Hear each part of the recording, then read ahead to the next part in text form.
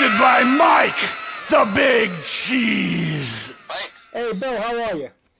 I'm good. How you doing? Pretty good. I just tried getting you. I got your voicemail. No problem. I'm glad to talk to you. It's been way too long because it's been about a decade since the last record, for a little longer, so we haven't spoken since then. Yeah. We've done little things, like EPs and stuff like that, but yeah, it's been a long time since a full length. Yeah. I mean, it's just that life got in the way over the last 10 years, or you just really didn't have the time to get to the band to record? Well, we had some different changes at the lineup. We actually had recorded a full album that's going to be a Lost Impaler album because it was just like when it was finished, it was just like, this isn't even really an Impaler album. It's just really weird, so we're not even going to release it. So that took some time. That was called Circus of Horrors. We were going to put that out a while back and then made some changes in the lineup and then, just decided to start over fresh. Maybe some tracks will come out one day, like B-sides or something like that. But it was just people were on a different page, and we didn't have everybody on the same page, for that. So that actually took a chunk out of our time that didn't have anything to show for it, And but then we were doing some things like we did a track for the Gods tribute album, and then we released a vinyl EP. And so we were writing and doing stuff like that, but we were doing a lot of shows, and so we were spending a lot of our time rehearsing the sets and stuff. Yeah. And so when COVID happened, it was like, what can we do positive in this time now, And so what we did was we said, well, we're going to write an album. From June till September, I'm going to book studio time in September, and we're going to just concentrate on writing these songs. We're not going to practice an old song. We're just going to come down here and work on this new stuff, and that's what we did. And then we went in the studio in mid-September, third week in September, I think, and started cranking it out. And now it's actually going to get the worldwide release on February 5th. Oh, that's fantastic. I mean, the Great Hereafter is just that. I mean, it's a great record. And, it's the first time I've heard somebody say, like, we recorded a record, but we felt that, it wasn't like, who we are and what we're about, and you kind of just put it to the side. A lot of bands would have still released it because they invested the time and money into it. But you, know what the band should be and sound like, and you were so dedicated to that sound that you just said, we're going to scratch this and just not even bother with it right now. Yeah, I guess it'll add to the mystery of our legacy one day, too. People will go, what about the Circus of Horrors album that never came out? Because, we even had the artwork for the cover, everything, But it's like, if it's not right, I didn't feel like overall that it was, that it would be a strong Impaler release, So that was just how it had to be. Because I don't really want to put out something that I'm not 100%, behind. Yeah. And there were just certain songs on there that I felt like that's not right. So that's what we did. So yeah, so it'll be.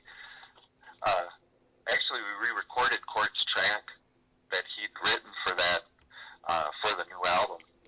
So we salvaged that song. It's called So Much Blood.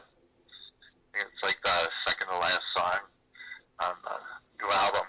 That's the one that Court had written it, and he wasn't even happy with the way it was recorded for the Circus of Horrors. So he said, "Dude, this is a great song. Let's do it right, So we recorded it with the current lineup. I can't say it's a new lineup because it's Bradley J, who's been an Impaler for many years, and it's Aaron Ryan, who's been an Impaler in the past. So, but the different lineup, and we're all on the same page, and we nailed it. And I'm very happy with the way it all came out.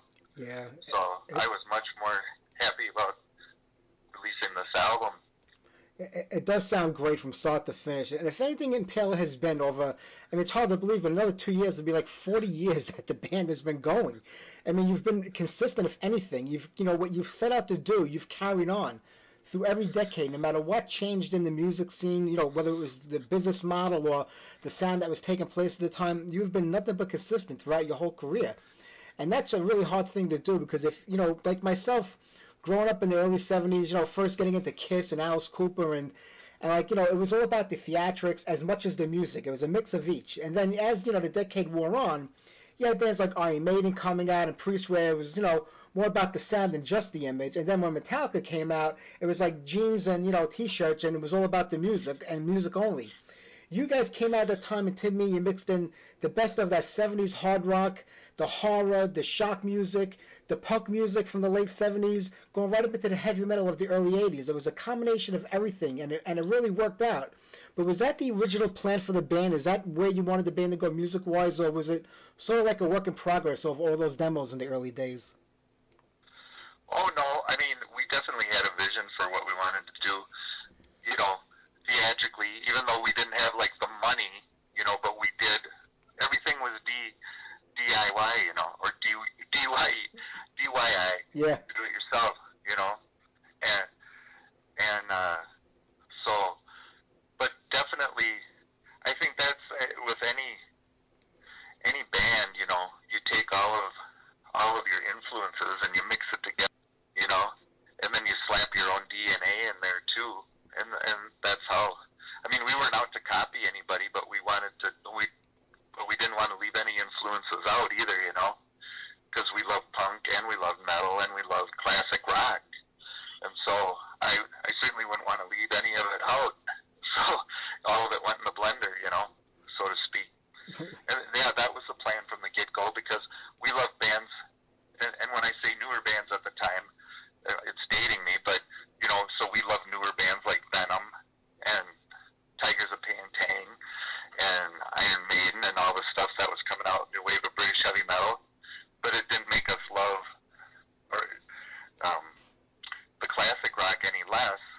We still wanted to have that represented in how we came across, and it's just all a part of our DNA, you know. The punk, I mean, I saw the Ramones early on, and I've always loved the Ramones and the Damned and the Sex Pistols, and then up and through the U.S. hardcore, like with Fear and the Dead Kennedys. So it just all had to go in there. There was just like, I'm not leaving any of these guys out, you know. Yeah, but it's hard to kind of mix it all together and, you know, to come up with something that sounds good, and you did do that. Well, thank you. Well, I'm glad that you think so, because, yeah, you know, and when you're young and you're naive, you don't realize, you know, hey, we're probably not supposed to be doing this, you know. and when you're independent, too, you don't have anybody at a label, you know, Combat to a lesser extent, but you don't have a label saying, hey, you need to do this, hey, you need to be writing this kind of material for this market, you know. We didn't have any of that, so that was kind of the freedom that we had that worked to our favor. We didn't have anybody telling us what to do, you know. Yeah, you know, when you go back to the early days of, like, our scene, and even when you guys were starting out, I mean, like you said, everything was a do-it-yourself type of business, to promoting, you know, your own shows and recording your own tapes and, you know, searching around for a label to put it on, and you know, you always hope to get signed to that major label, and, you know, a lot of bands that did regretted it because the label tried to change everything about the band that they signed them to be. And when you come now, like 40 years later, it's almost the same thing. Bands are back to doing it themselves again, but now it's because the labels just aren't there, and you have more control over your music. So I guess it's a catch-22, but you prefer, you know, the model the way it is today than it was back in the 80s?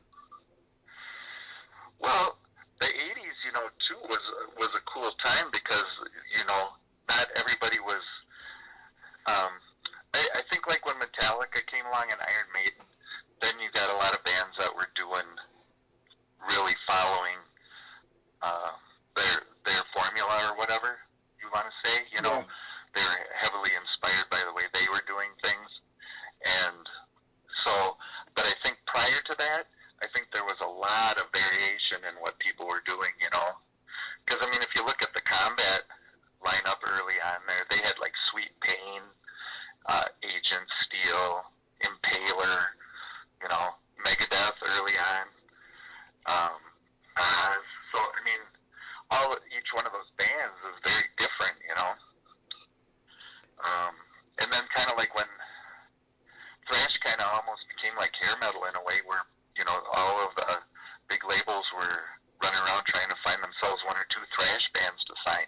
True. But they wanted them to sound like Metallica or,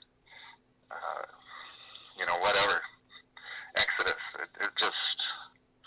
It kind of got diluted, in my opinion, towards the end of the thrash era. But yeah, so as far as the models being the same, I really don't know what the hell the models are because I don't pay any attention to that. I'm just being truthful. I don't really concern myself with like what's happening or what labels want. We do what we want, and then we have a deal with MPD, and they do our distribution and our digital. They keep track of all that stuff for us, and they have like a worldwide distribution like Combat used to. So it's kind of like we kind of have best of both worlds because we don't have to run our album by anybody. We just tell them we got a new album ready to go out, and they go, great, get us this stuff, and then we set a date and out it goes. So yeah, that's been a pretty sweet deal. I guess that's our business model, if you want to call it that. Well, that's always good to have one in place. Like, like we were saying earlier about like I felt like as a fan, like how consistent Impaler has always been. And it didn't matter if it was Rise of the Mutants, Wake Up Screaming, Undead Things, Old School Ghouls.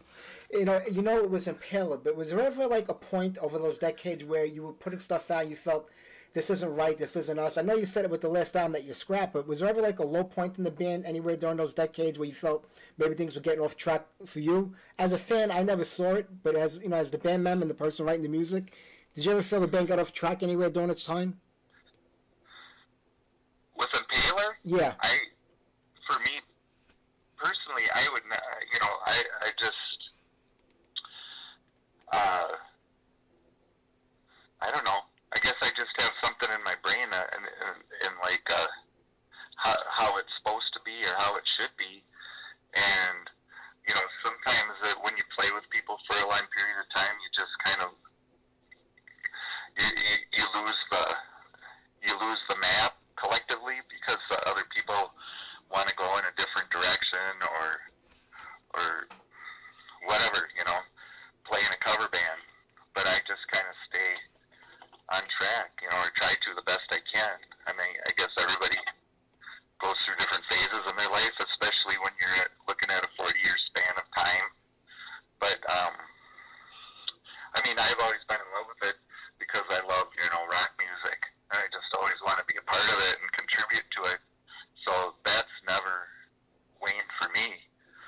I've always wanted to be involved in it and stay in touch, So, yeah. Does that answer your question?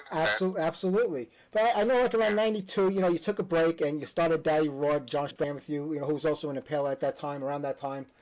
I mean, that was completely different than Impaler, in my opinion. Something completely, in a whole other direction is what you're doing there, but yet it kicked ass.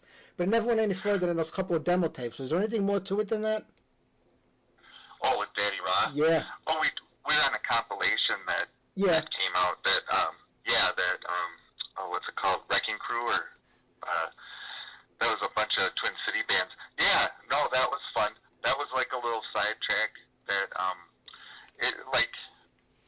case in point again, where just different people in the band at that time were starting to drift away as far as like what their interest was and how they wanted to write, what their current influences were and things like that.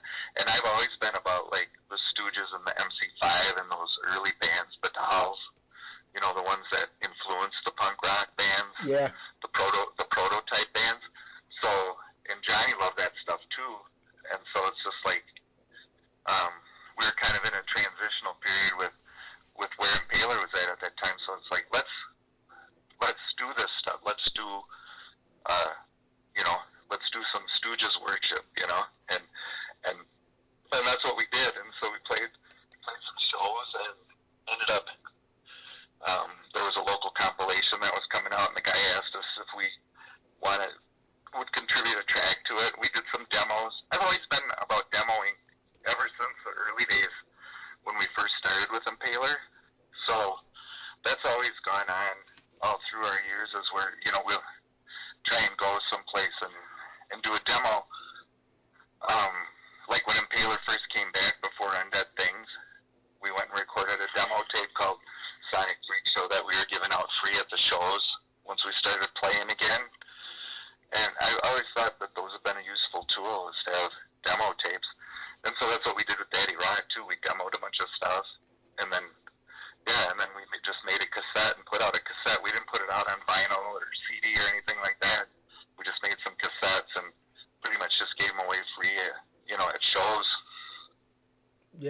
You know, Impaler's always been a visual band, and I loved it when you put out the video, the house band at the funeral parlor. I mean, that was fantastic to get to see the live performance on video because, you know, when you look at what you do, that's where you really get to see, like, the whole show and the whole thing. I mean, any plans for another video down the road? I mean, we got to get back to playing live again first before that can happen. I hope that happens this year, but, I mean, it was such a great video. I mean, and you know, you think about the clubs in that area. I mean, are they still vibrant today? Is there still a lot going on when they are playing, when shows are happening? No, there's no shows happening. I mean, maybe little, I don't know. You know, I work in the medical field, so I'm not trying to pursue it because I know that we shouldn't really be out, you know, with drunk people taking their masks off. Yeah. And you know damn well that's going to happen when you go, you know, Yep. when you're drinking and partying and rocking out. So we haven't even pursued that. But it's interesting that you asked me about the video piece because not this week, but next week, following week, we're going to record 2 of the songs off the new album live in the studio to coincide with the official release on February 5th. Oh, nice. So we're actually going to have 2 tracks with the lineup for the Great Hereafter performing. We're going to do Thermonuclear Man and Krampus Has Returned live in the studio, and then we're going to use that for promotion. So we'll probably be putting that up on Facebook and different outlets like that for people to promote the new CD, which I think is great because I think, like, you know, sometimes artsy videos are cool if they're done right, but for the most part, my favorite videos are when the band's pretty much playing, kicking the song out live, Yeah. you know, on a stage, and that's what we're going to do, you know, as opposed to, you know, having a video with a concept and having it be lip-synced and all that. It's going to just be straightforward live. So we're all pretty excited about that. That's great.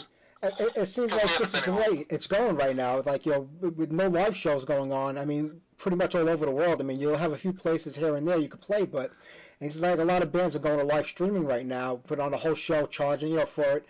Do you think that's going to be the future? I mean, you know, I noticed it's going to end eventually, and we'll get back out there. But you think before it does, more of the focus is going to be coming to bands playing live on the internet, like it was with, you know, not buying records and downloading?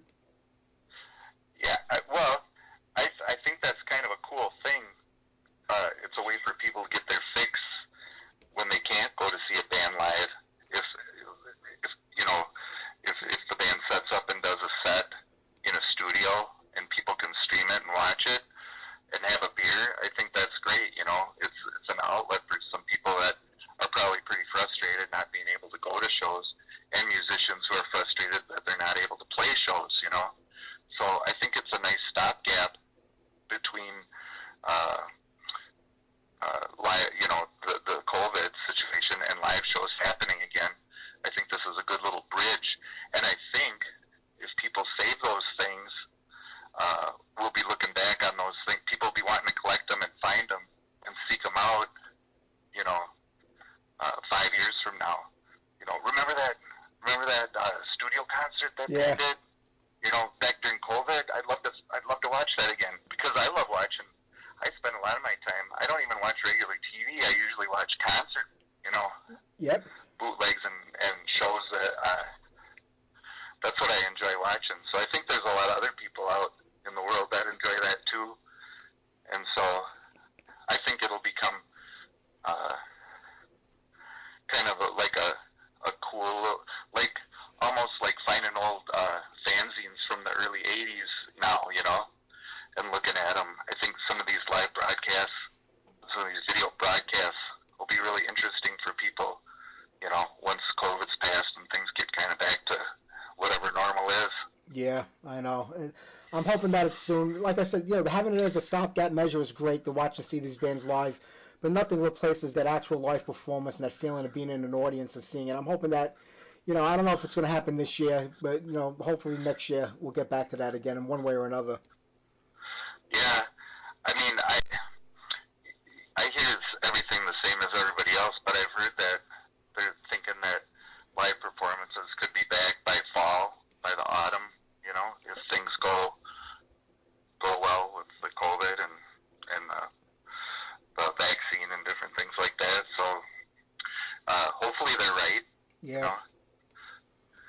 I hope so too. We'll have to see what happens. But I'm not going to keep you. I know you're busy, you have stuff going on over there today, and I know we just set this a minute, and I do appreciate that. But the Hereafter, the great Hereafter, you did an amazing job on this record. Would you say 2 weeks for it to have like its worldwide release on MVP? Yep, MVD. Yep, it's going to be, you can buy hard copies through MVD. They're going to distribute it to stores, and then also it'll be on all the streaming and downloading outlets like iTunes, Spotify, anywhere people go to get stuff like that. They should be able to get Great Hereafter on February 5th. That's going to be fantastic, man. I'm so happy. And I don't want to wait 10 years to do this again because I don't know if I'm going to be around. So let's get that next record out in a couple of years so we can do this all over again. Yeah. No, I think this album got us fired. You know, like we're firing on all cylinders. So I think we'll be ready to be creative and do some more stuff here after once we get this out and introduce it to the world. We'll be ready to write some more stuff too. So I can't wait for that, but I'm still enjoying this, Bill. The Great Hereafter. What a fantastic job you did, my friend. And we'll talk again real soon. Thank you. Well, I'm glad that you enjoy it. That's all an artist can ask for, you know, is that the people enjoy it and are entertained and it's really getting good word of mouth from a lot of people, a lot of old fans and stuff. They're saying like, this is your best one since such and such, or this is, you know, this is my favorite Impaler release, you know. So, which usually you put on an album, people go, yeah, it's great, you know, but people are being real specific about how much they like it. So that's been really rewarding too. I mean, it has all the classic elements of every Impaler record ever put out, and when you do that, and after all those years of doing it, you know you did something right. Yeah. So, and like I said before, I'm very happy with the way it came out. So, I'm very pleased too. So, that I guess everybody wins. Absolutely. Well, I'm looking forward to seeing those videos in a couple of weeks, my friend. So, you enjoy the rest of your weekend, and we'll talk again real soon, buddy. Yeah, I'll make sure I'll send them directly to you. I'll make sure you see them as soon as they're ready to go. We film them a week from Tuesday. So, and then I don't know how long after that it'll take for them to get it all put together, but as soon as they are, I'll get it. I'll make sure it comes to your attention, okay? You got it, Bill. I appreciate that, my friend. Have a great weekend. Yeah, you too, Mike. Thanks. Take care. Bye-bye.